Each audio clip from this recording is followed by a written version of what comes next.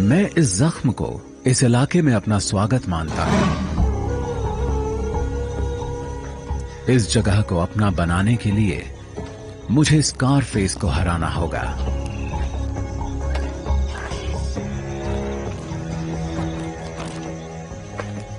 सबसे पहले तो मुझे इस जंगल को समझना पड़ेगा, जो जितना मैंने सोचा था उससे कहीं मुश्किल है।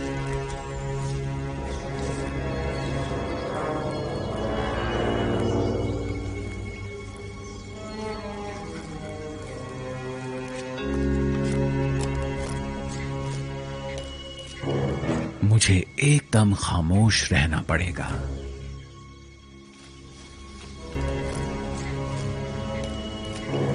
मुझे एकदम खामोश रहना पड़ेगा और करीब पहुंचना होगा।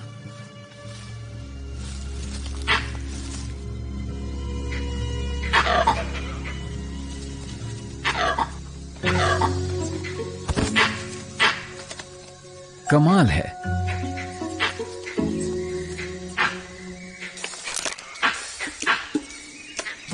ये लंगूर है। मुझे इन जानवरों से नफरत है। ये वाकई जंगल का सिक्योरिटी अलार्म है। कोई भी शिकारी दिखा नहीं कि ये चिल्लाने लगते हैं, और मुझे तो इन्होंने 1.5 किलोमीटर दूर से ही देख लिया। इन्हें समझ नहीं आ रहा कि मैं हूं कौन। जब तक मैं यहां से चला नहीं जाऊंगा, इनकी चीख चिल्लाहट बंद नहीं होगी। इस लंगूर को यहां फैंग कहा जाता है, और इसकी वजह भी है। ये गैंग का मुखिया है। तुझे अंदाजा भी है कि मैं तेरे कितने भाई भतीजों को खा चुका हूं। ये छोटे छोटे बंदर बड़े ही शरारती हैं, जबकि मैं इनका शिकार भी नहीं करता।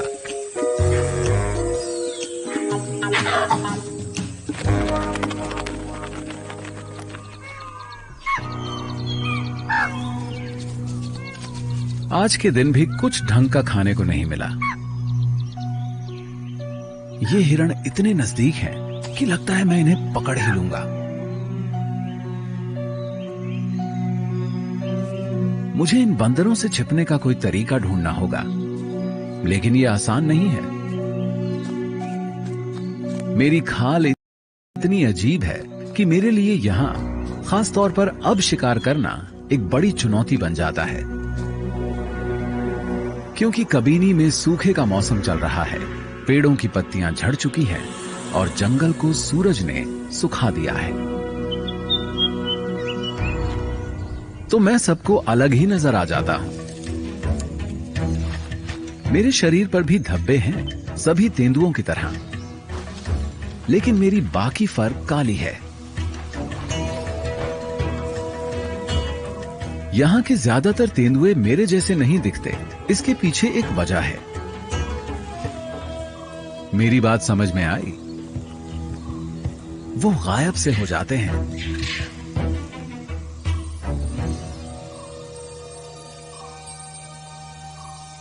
ये है क्लियो। शायद ये इन परेशान करने वाले लंगूरों में से किसी को पकड़ सके।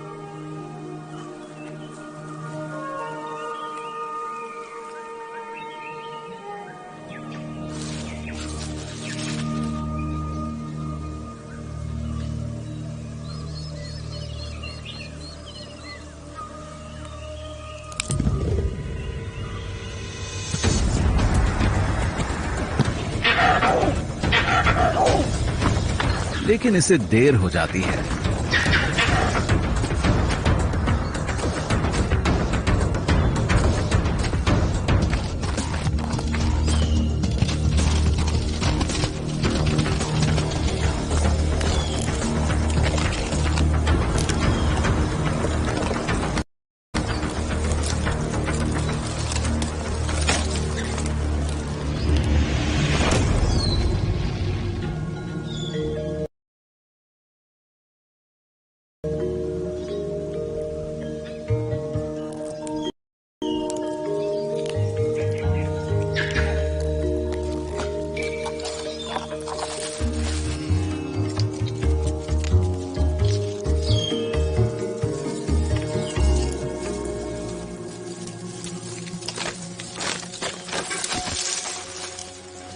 ऐसा तो नहीं हो सकता कि ये पेड़ से नीचे गिर जाए।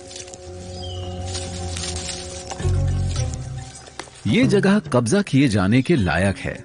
इसकी एक और वजह है क्लियो। इस जगह को अपना बनाने के लिए मुझे दो चीजों की जरूरत है, इलाका और वंशज। क्लियो भरोसे से भरी है, ये ताकतवर है और खूबसूरत भी। तो मैं इसके करीब पहुंचने की कोशिश करता हूं। इस काम के लिए टाइमिंग एकदम सही है। इसके जज्बात को ठेस लगी है, ऐसे में इसे ढाढ़स बंधाकर बात बन सकती है।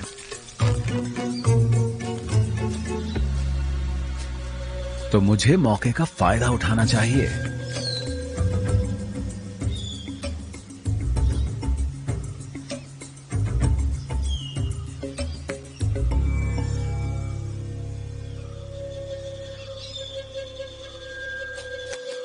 लेकिन लगता है आज ये मूड में नहीं है।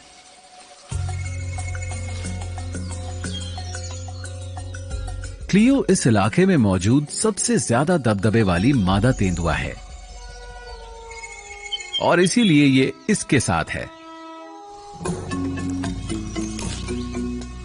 स्कारफेस के साथ। ओह, इन दोनों की तो दाल भी गलती लग रही है। ये दोनों एक ही पेड़ पर हैं, कुछ समझे आप? और मैं यहां नीचे इन जोकरों के बीच हूं।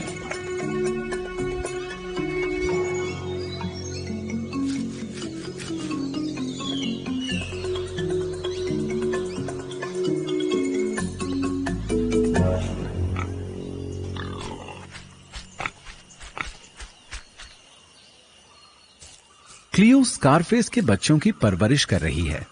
ये जानती है कि जिस तेंदुए का पूरे इलाके पर राज हो, उसके साथ मिलन करने से बच्चों के जिंदा रहने की गुंजाइश बढ़ जाती है।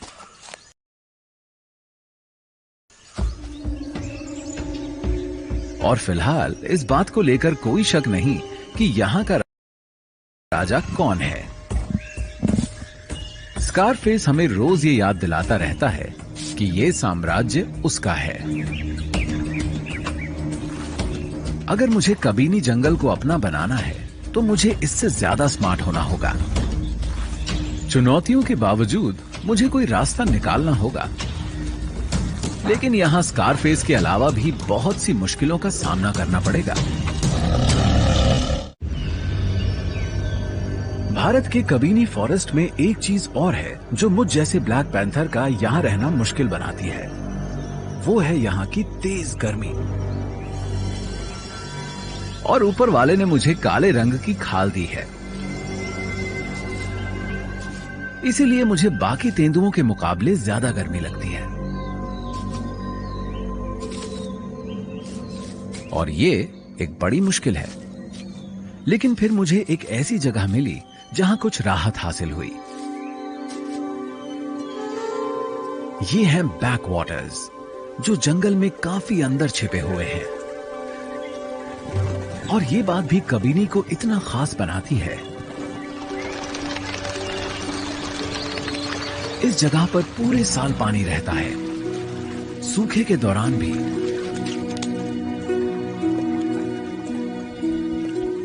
दूर दूर से जानवर यहां पानी पीने आते हैं।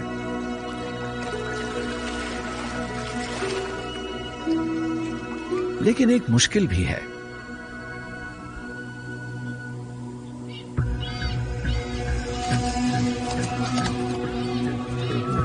मैं इकलौता ही ऐसा नहीं हूं जो खुद को ठंडा करने यहां आया हूं।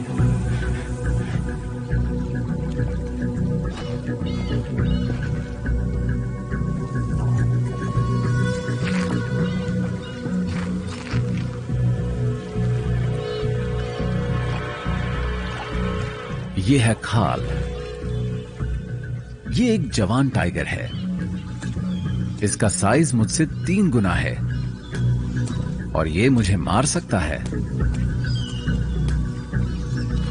खाल का वजन करीब 226 किलो होगा, लेकिन मैं इस चीज को अपने फायदे के लिए इस्तेमाल कर सकता हूं। मेरे पास बचाव का एक ऐसा रास्ता है जिसका इस्तेमाल वो नहीं कर सकता। टाइगर बहुत भारी होते हैं, इसीलिए ये जगह पेड़ों पर चढ़ने वाली मेरे जैसी किसी कैट के लिए जन्नत है। ये इलाका है जादुई पेड़ों वाला। यहां बाघों से बचाव मिलता है।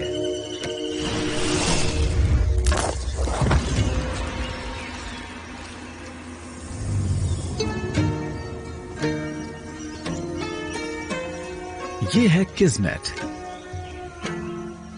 इसकी रानी।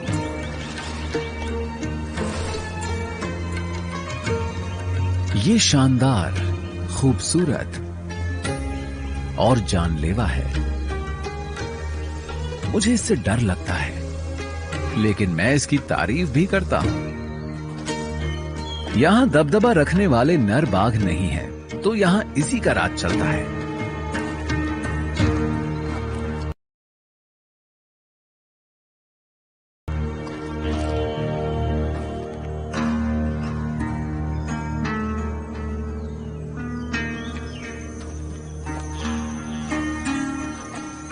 ये यहां अपने 3 बच्चों की परवरिश कर रही है और फिर ये इलाका इसका हो जाएगा। तब इसे दुश्मनों का डर नहीं रहेगा। काल किस्मत के आगे कहीं नहीं ठहरता, लेकिन ये इसके बच्चों के लिए खतरा है।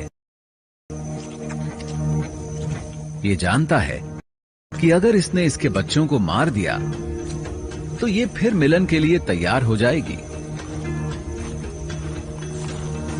और शायद इसी के साथ मिलन कर ले।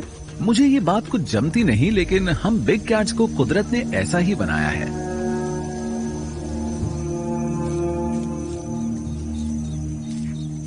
किस्मत चाहती है कि खाल उससे ज्यादा से ज्यादा दूर रहे।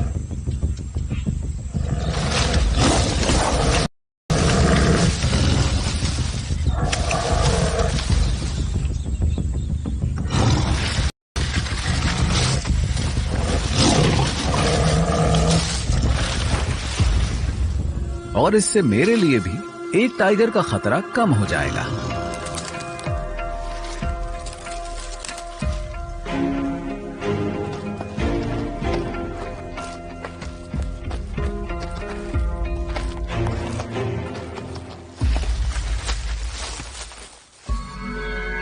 ये सच है कि ये जंगल मुश्किलों से भरा है। बेशक यहाँ ऊपर मैं सुरक्षित रह पाऊंगा, लेकिन किसी पैंथर को पेट भी तो भरना होता है।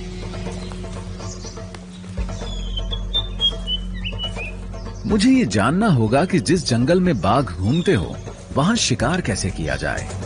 तभी मैं स्कारफेस से उसका साम्राज्य छीनने के लिए उसे चुनौती दे पाऊंगा। माहौल में तनाव है और वो मुझे भी महसूस हो रहा है।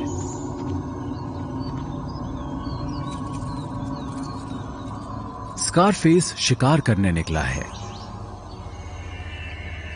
खलनायकों को भी पेट तो भरना होता ही है।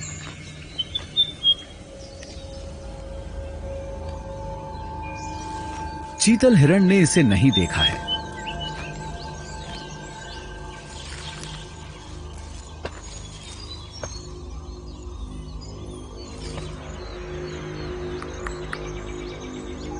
लेकिन मां को खतरे का एहसास हो जाता है।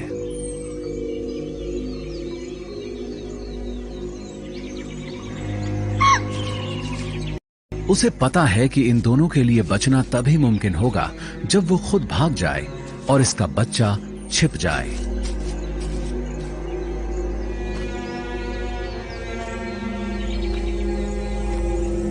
लेकिन ये तरकीब मैं पहले भी देख चुका हूं, और स्कारफेस भी।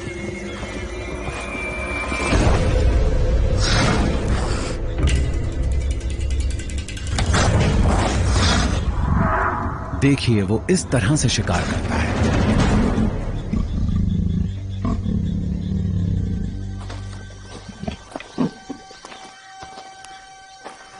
इसकी तारीफ करनी पड़ेगी। स्कारफेस एक माहिर शिकारी है और शायद इसकी इसी खूबी ने क्लियो का दिल जीता है।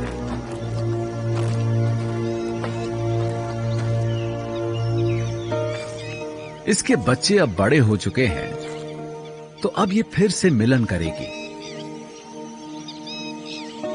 लेकिन मुझे तो अभी काफी कुछ करना है। अपनी काली खाल की वजह से मुझे कबीनी और क्लियो दोनों का दिल जीतने के लिए और मेहनत करनी पड़ेगी।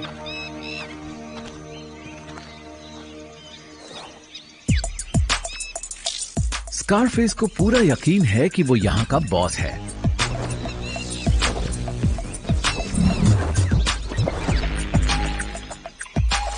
और इससे भी बुरी बात ये कि क्लियो खुद उसके पास जाती है।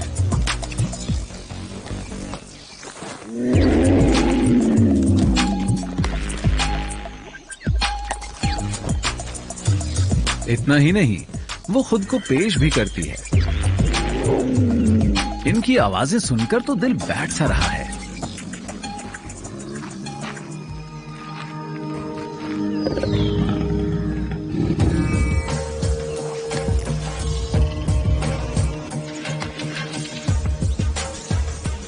लेकिन रोमांस सिर्फ हम तेंदुओं के दिमाग पर ही छाया हुआ नहीं है।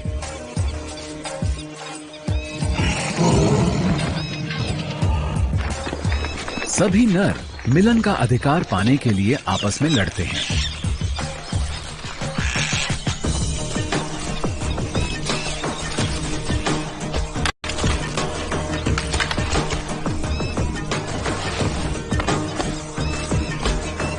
और इनमें सबसे खूबसूरत दिखने वाले नर भी शामिल हैं।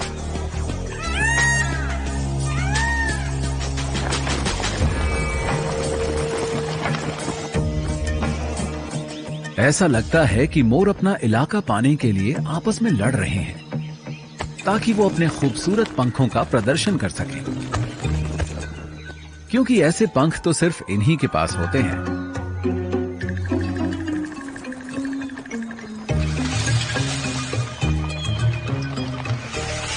लेकिन इसकी बदकिस्मती है कि मोरनी ऐसे पंख न जाने कितनी बार देख चुकी है।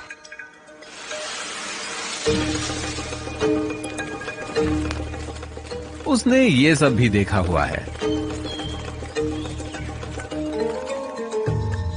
बेशक इसकी दिलचस्पी इस नर में ना हो, लेकिन मेरी है।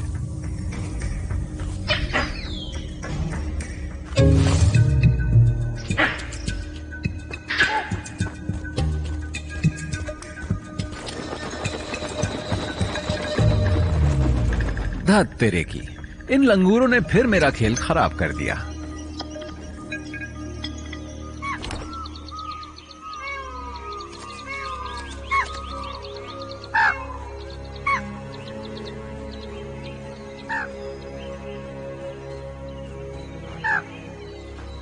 मुझे सबसे पहले खुद को छिपाने का कोई तरीका ढूंढना होगा।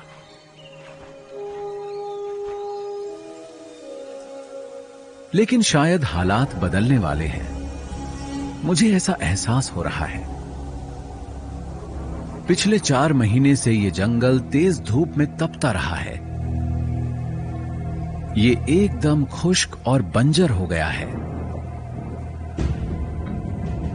लेकिन जल्दी ही सब कुछ बदल जाएगा।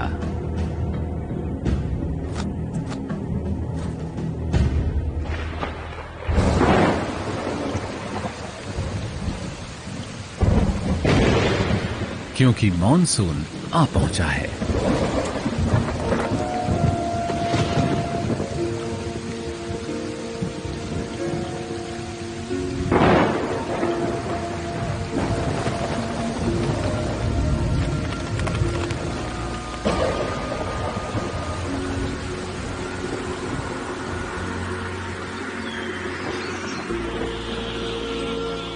ये नया मौसम अपने साथ बहुतों के लिए नई जिंदगी लाता है और मौके भी। मैंने इस जगह को इतना हरा भरा कभी नहीं देखा।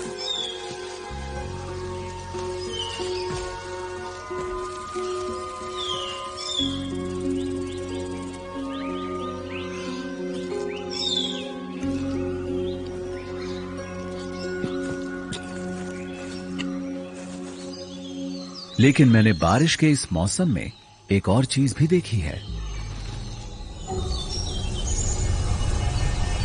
ये है बादल और इतनी सारी पत्तियां जिनसे छाया मिलती है। ये हर कहीं है और इनके कारण दिन में भी अंधेरा सा रहता है। इस तरह मैं खुद को यहां छिपा सकता हूं।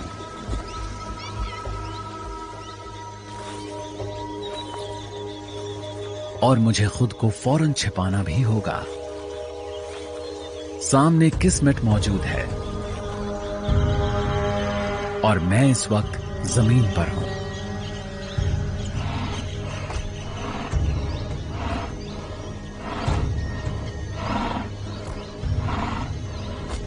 अगर इसने मुझे देख लिया तो खेल खत्म।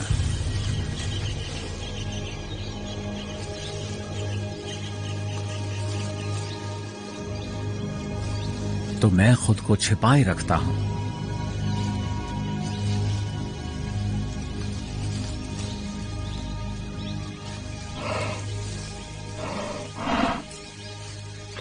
और ये मेरे एकदम करीब से आगे बढ़ जाती है।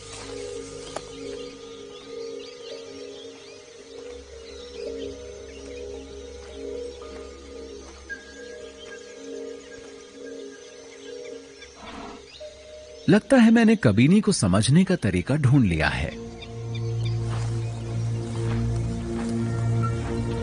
लेकिन एक और जानवर है जिससे ये जंगल सहमा रहता है और खुद को छिपाकर मैं इसे धोखा नहीं दे सकता।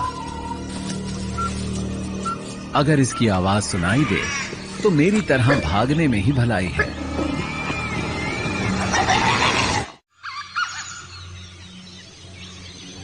यहां की सुबहें बहुत ही खूबसूरत होती हैं।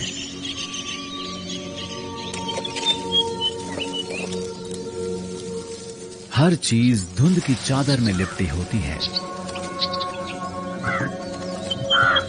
लेकिन इन हालात का फायदा उठाने वाला यहां सिर्फ मैं ही नहीं हूं। ये अलार्म कॉल्स मुझे लेकर नहीं दी जा रही।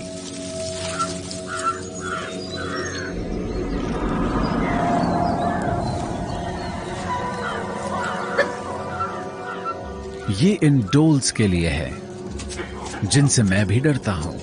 ये हैं कबीनी के जंगली कुत्ते। इनसे पूरा जंगल डरता है। मैं ऐसे एक या दो का सामना तो कर सकता हूं, लेकिन इनका झुंड जानलेवा होता है। इनसे तो बाघ भी डरते हैं।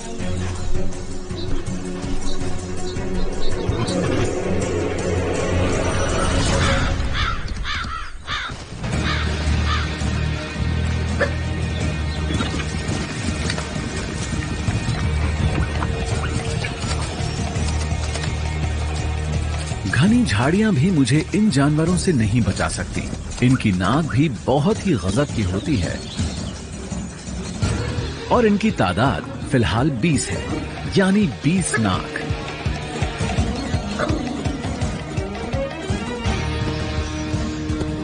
तो एक ही रास्ता है,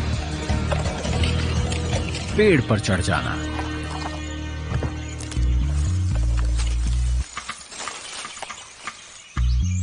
तू नहीं चढ़ पाएगा। इससे आगे इसका पहुंचना नामुमकिन है। डोल्स को कुदरत ने पेड़ों पर चढ़ने की खूबी नहीं दी। उनके पास इस काम के लिए ना तो नाखून होते हैं और ना ही मसल्स।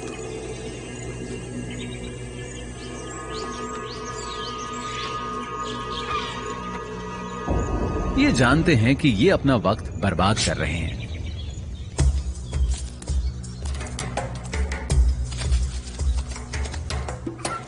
लेकिन अब ये कहां जा रहे हैं? ओह, इनका झुंड तो बैकवाटर्स की तरफ जा रहा है। वहां इन्हें जो मिलेगा उसे अपना शिकार बना लेंगे।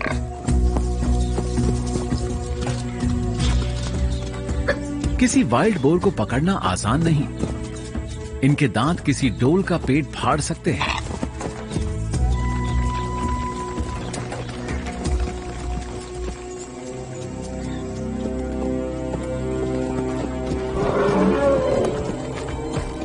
और तभी जैसे बड़े बड़े ये हाथी भी इन्हें भगाने के लिए आ पहुंचते हैं।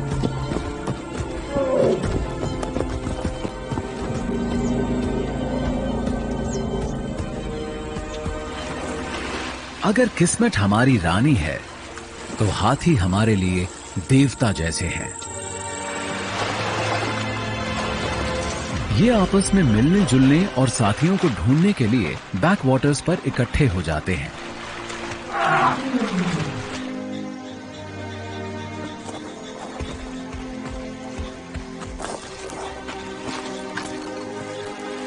कबीनी में एक हाथी ऐसा है जिसे हर कोई सम्मान देता है।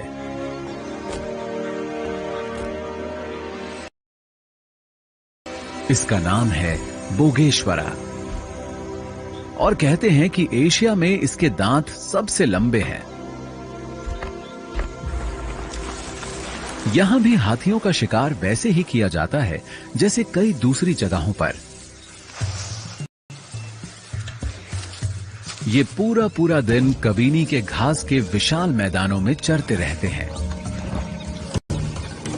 शायद ये शाकाहारी जीव होंगे। तू नहीं चढ़ पाएगा। इसके दांत बेशक बड़े हैं, लेकिन डोल्स सिर्फ झुंड से ही डरते हैं। भला ये इतने बड़े जीव को क्यों खिंचा रहे हैं? इसकी वजह इलाका है या फिर ये इन्हें शिकार समझते हैं? कौन जाने। डोल्स सिरफिरे होते हैं।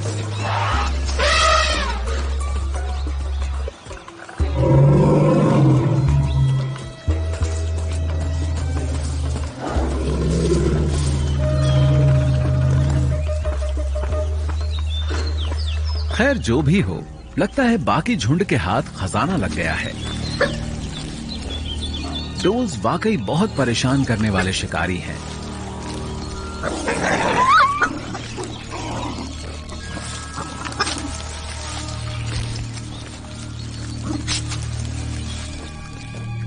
हम तेंदुए हाथियों के साथ नहीं उलझते।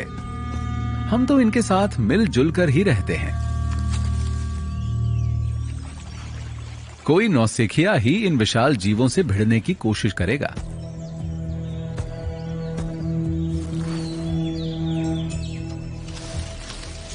लेकिन अगर बात गुस्सैल और कम उम्र बाघ की हो तो मसला कुछ और है।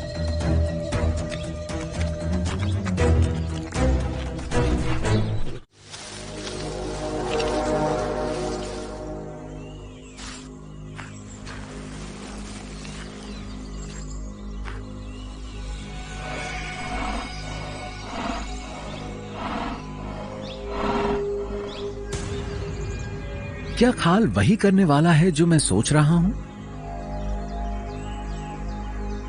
इसमें कोई शक नहीं कि उसमें हिम्मत है। हाथी के इस बच्चे का वजन 90 किलोग्राम है, तो यह भरपेट खुराक साबित होगा। ये इतना बड़ा है कि बच्चे को मार सके। बस इसे सही पल की तलाश है।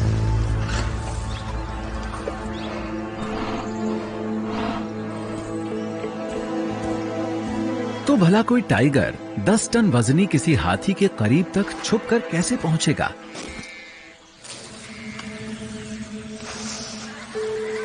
ओह, समझ गया ये क्या करने वाला है।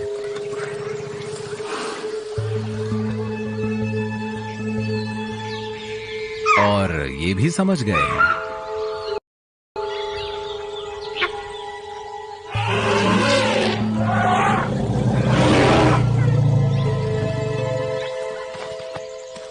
खाल दिन में सपने देख रहा है। इस बाघ को नहीं मालूम कि बच्चे की हिफाजत सिर्फ मां नहीं करती, पूरा झुंड करता है। हाथियों के हक में उनका साइज, उनका दिमाग और उनकी संख्या है। इन्हें कोई नहीं छू सकता। और शायद शेरों से इनकी पुरानी रंजिश भी है।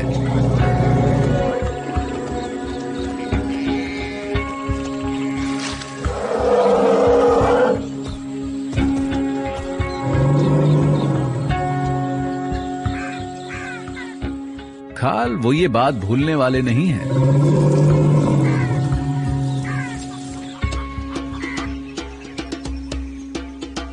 माहौल में फिर से बदलाव आ रहा है। मॉनसून का मौसम खत्म हो रहा है। इससे पहले कि कबीनी का जंगल सूख जाए, हर कोई मौजूदा वक्त का भरपूर फायदा उठाने की कोशिश में है।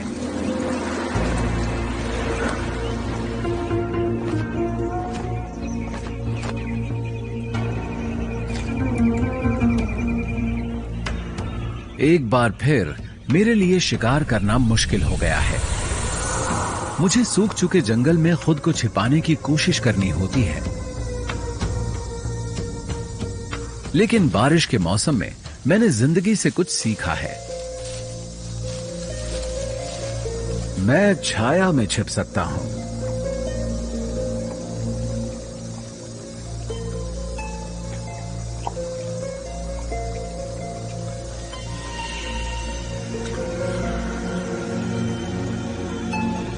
तो सूखे के मौसम में भी मैं अंधेरा ढूंढ सकता हूं।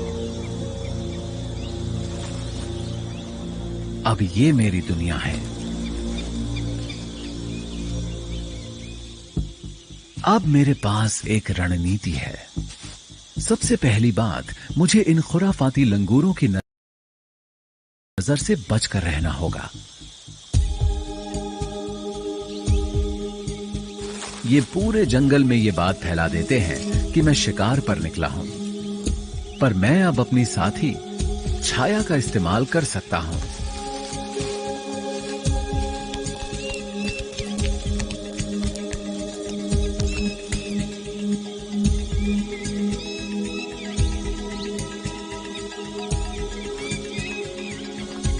अभी तक सब कुछ ठीक ठाक रहा है।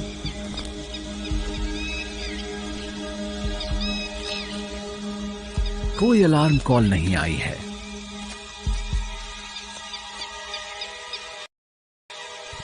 मुझे बस थोड़ा सा करीब और पहुंचना है। एक बार रेंज में पहुंच जाऊं, उसके बाद ये बंदर जितना चाहें चीखते चिल्लाते रहें। रोशनी जितनी चमकदार होगी, अंधेरा उतना घना होगा। बादल, पेड़, सूरज, छाया, सारी अहमियत टाइमिंग की है।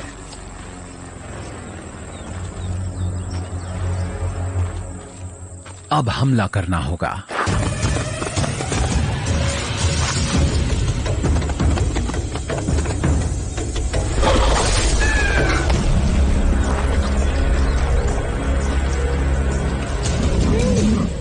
हर शिकार के साथ मैं ज्यादा ताकतवर, ज्यादा विश्वास से भरपूर होता जा रहा हूं। जल्द ही स्कारफेस मेरे सामने होगा और इस इलाके पर राज करने के लिए मैं उससे भिड़ूंगा।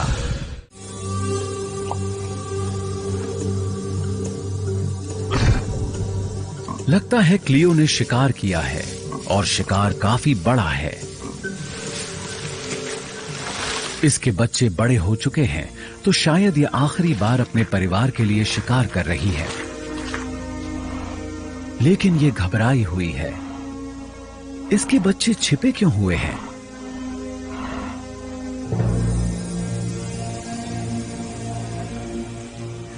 ओह, तो ये इसकी वजह है। खाल।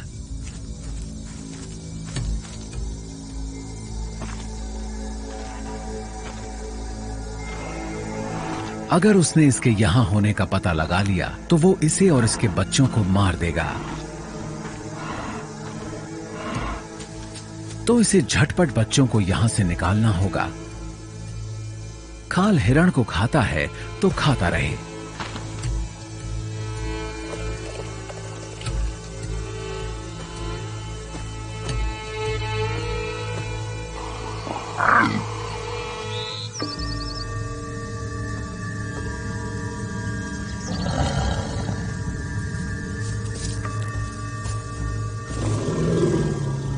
लेकिन तभी हाथी यहां पहुंच जाते हैं। कहावत है ना, दुश्मन का दुश्मन हमारा दोस्त होता है। खाल ने कभी इनके एक सदस्य को धमकाया था और ये इस बात को भूले नहीं है।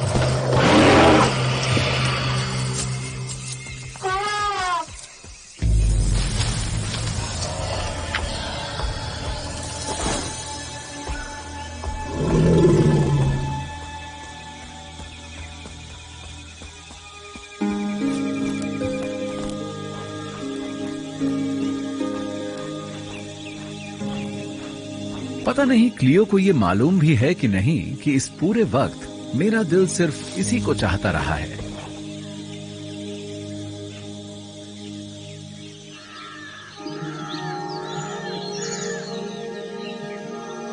कबीनी में सुबह का समय है और मैं एक्शन के लिए तैयार हूं। ये साम्राज्य क्लियो के इर्द गिर्द ही घूमता है। ये अपने इलाके की निशानदेही करती रही है। यहां इसकी गंध बिखरी हुई है जो बताती है कि ये कोई साथी ढूंढ रही है।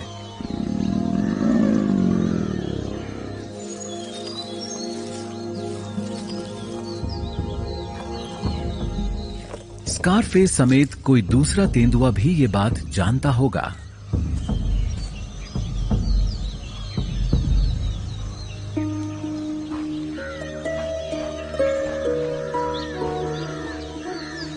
पर क्लियो है कहां?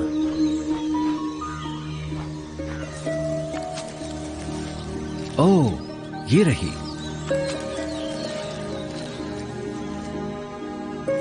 क्या ये स्कारफेस के साथ ही रहने वाली है या फिर मुझे चुनेगी?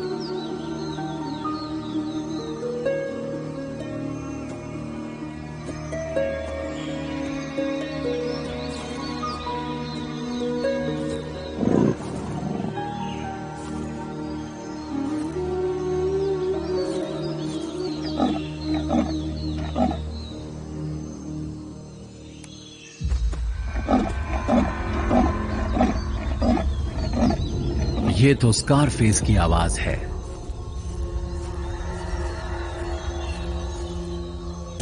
आज मेरी किस्मत का फैसला हो जाने दो, नतीजा चाहे जो भी हो। अब जो होगा देखा जाएगा। और अब ये जंगल मेरा होने वाला है।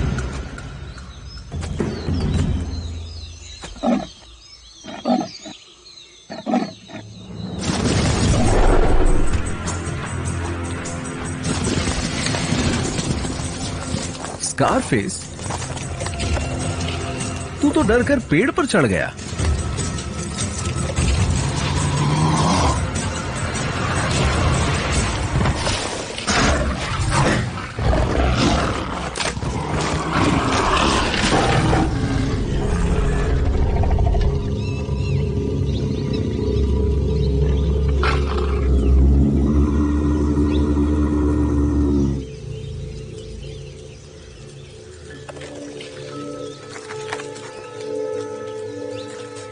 सॉरी स्कारफेस, अब तू मेरे इलाके में है।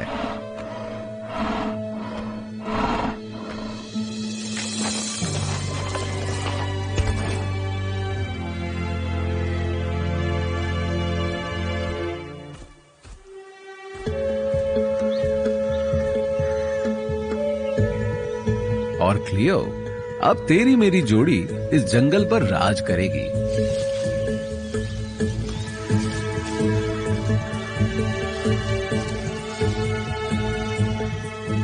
अब जंगल की शक्ल बदल जाएगी। अब ये जंगल मेरा है, या यूं कहिए कि हमारा।